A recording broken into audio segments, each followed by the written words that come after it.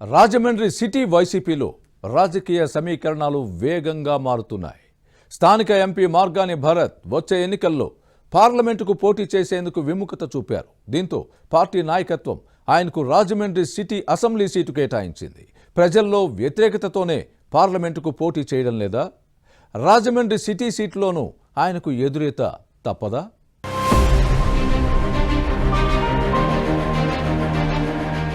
Margani Bharat YCP ఎంపీగా రాజమండ్రి నుంచి లోక్సభకు ప్రాతినిధ్యం వహిస్తున్నారు. బీసీ సామాజిక వర్గానికి చెందిన ఈ నేత సొంత పార్టీతో పాటు సామాజిక వర్గంలోనూ వ్యతిరేకతను మూటగట్టుకున్నారు.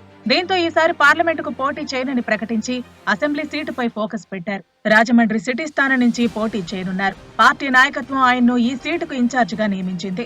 2019 ఎన్నికల్లో బీసీలంతా ఏకతాటిపైకి వచ్చి భరత్ ను గెలిపించుకుంటే ఆ తర్వాత వారి సమస్యలను విస్మరించారనే విమర్శలను ఎదుర్కొన్నారు. వచ్చే ఎన్నికల్లో తమ కోసం పనిచేసే నేతనే గెలిపించుకుంటామని బీసీ సంఘాలు ప్రకటించాయి. భరత్ కు రాజమండ్రి సిటీ అసెంబ్లీ సీటు ఇచ్చినా ఓటమి తప్పదని వార్నింగ్ ఇచ్చాయి. కానీ ఫ్యాన్ పార్టీ పెద్దలు ఆయన్ను సిటీ ఇన్ఛార్జిగా నియమించడం చర్చనీయాంశంగా మారింది.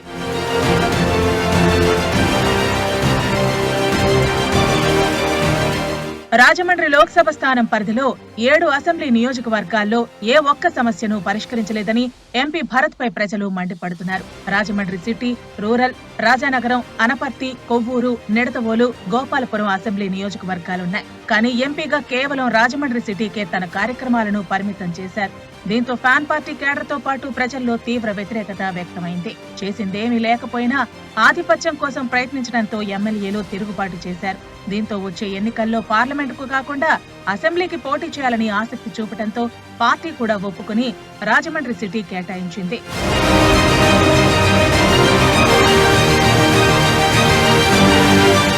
రాజానగరం ఎమ్మెల్యే తూర్పు గోదావరి జిల్లా వైసీపీ అధ్యక్షుడు జక్కంపూడి రాజాతో విభేదించడం కూడా ఎంపీకి మైనస్ గా మారిందని పార్టీ నేతలు చెబుతున్నారు. బలమైన నేతతో సఖ్యతతో మెలక్కుండా గొడవపడి కష్టాలను కొని తెచ్చుకున్నారనే విమర్శలు ఉన్నాయి. రాజమండ్రి సిటీ అసెంబ్లీ సీటు కేటాయించినా అక్కడ వ్యతిరేకత వ్యక్తమవుతోంది.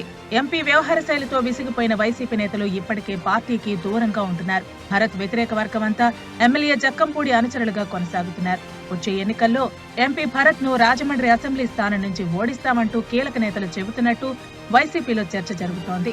మరోవైపు భరత్ పై అవినీతి ఆరోపణలు వెల్లువెత్తుతున్నాయి. రాజమండ్రి సుందరీకరణ ప్రాజెక్టులో అక్రమాలకు పాల్పడ్డారని టీడీపీ విమర్శిస్తోంది.